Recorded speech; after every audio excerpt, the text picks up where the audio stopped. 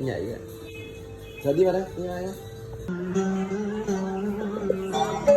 Hỏi vì có xứ cổ